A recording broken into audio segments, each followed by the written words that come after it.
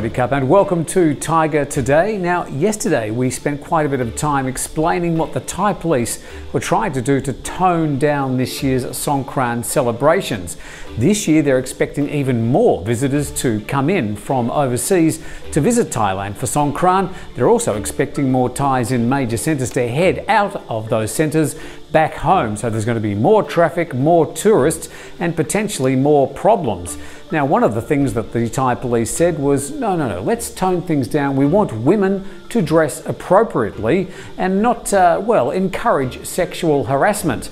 Well, that's drawn a lot of criticism from women. One woman, Sarinya Cindy Bishop, she was a Thailand entrant for Miss Thailand in India back in 1996, and she had this to say: "What women wear is not a justification for sexual harassment. Instead, men should respect women and not behave inappropriately." I think we're going to be hearing quite a lot more about what the police think we should and shouldn't be doing during Songkran this year. It's not too far away. I suspect things will probably be just as crazy as usual. Okay, let's get into the rest of today's main news stories. The Krabi Provincial Court yesterday handed down the death penalty to 6 men over the massacre of a village head and 7 of his family members, including 3 children, last year. Warayut Sunglang, a village headman, had been shot in the head along with relatives after being held hostage for many hours.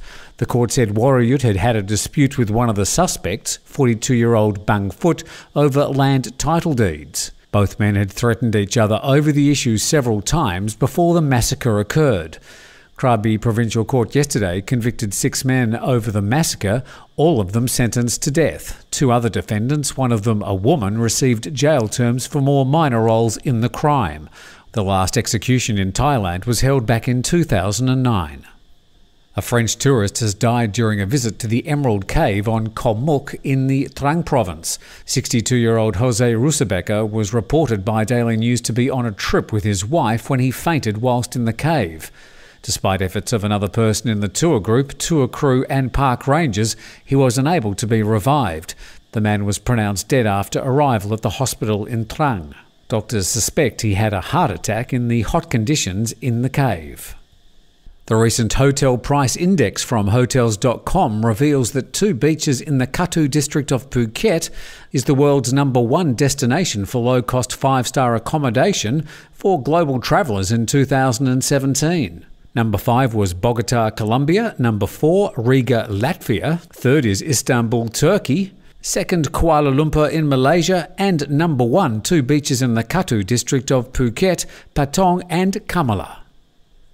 If you don't like snakes, you're not going to like this story. Imagine you're a taxi driver down in Karon in Phuket and somebody spots something wiggling underneath your taxi.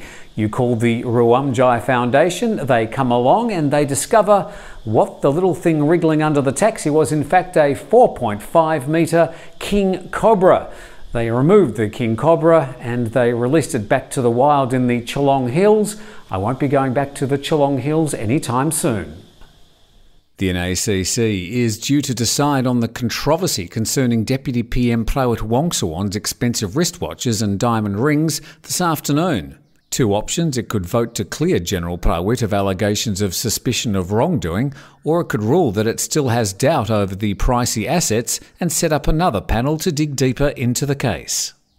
Metropolitan Police too has set up a fact-finding committee to investigate after junior police officers at Pahanyotan Police Station complained that their pay was being deducted by their boss to pay for installation of air conditioners in the inquiry room. According to the complaint, 11 junior police officers at the station were deducted 2,000 to 4,000 baht from their per diems for use to buy and install air conditioners in the inquiry room. And Drug Suppression Police announced the arrest of a 24-year-old Tanzanian man found in possession of 671 grams of cocaine in the Romance Hotel in Bangkok. Police raided the man's room where they found the drugs hidden in the trash in the bathroom. It was compressed cocaine in 41 plastic tubes. The man had earlier arrived on an Ethiopian Airlines flight. Okay, that's all the main news from around Thailand today. One more show tomorrow. It will in fact be the final Thaiger Today, and we'll be back with that program tomorrow.